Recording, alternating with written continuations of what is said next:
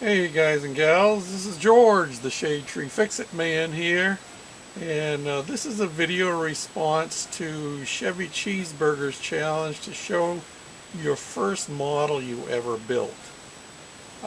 Technically, this is not the actual one I built, though it is the same as the first one I ever built. I got my first model in 1959 for Christmas, and it was a 59 Thunderbird, and it looked almost identical to this when I was done with it. It had a few more things on it, probably had the antennas on the back, and it had the skirts and probably the Lakes pipes, which I think I have those for this model.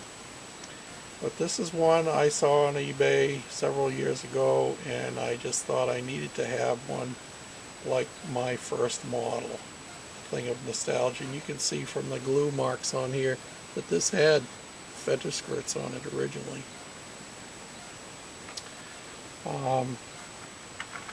And it's yeah, it's pretty much intact, and it's a glue bomb just like mine was. My first model, I was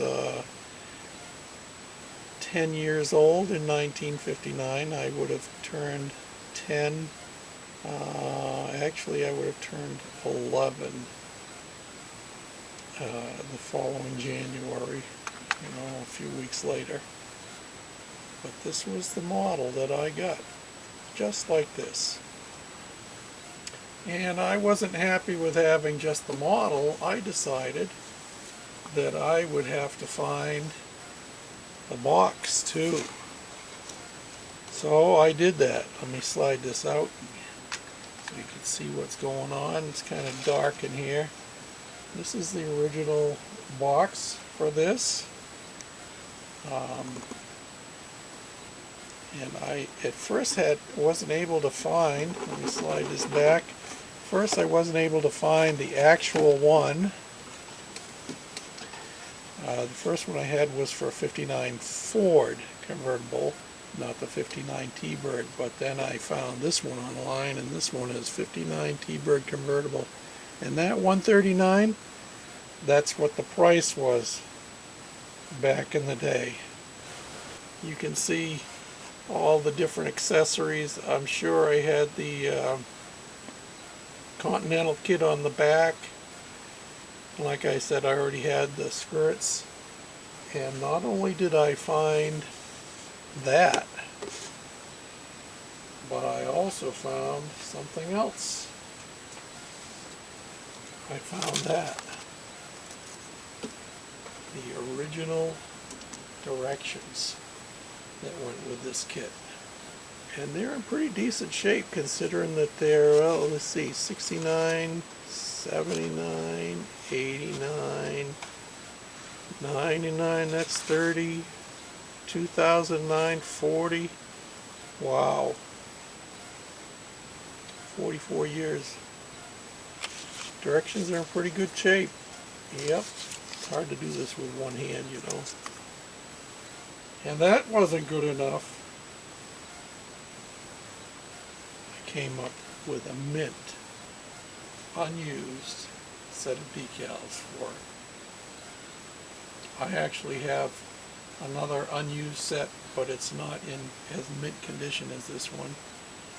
And if for some reason, I don't foresee it in any near future time, but if for some reason I decide in the future to disassemble this, and you can disassemble these quite easily because these models were put together with screws.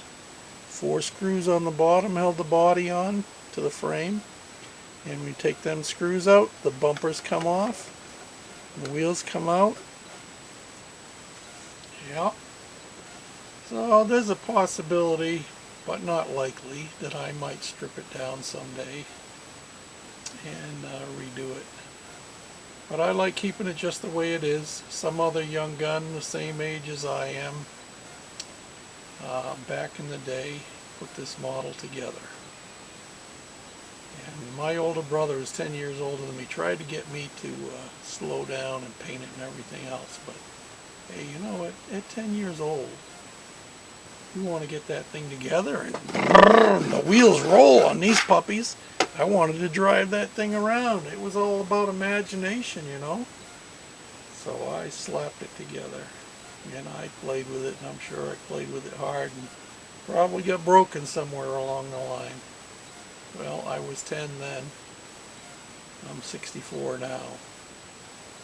That'll give you an idea about how long it's been. And I quit building models probably about for probably about 30 years before I got back into it.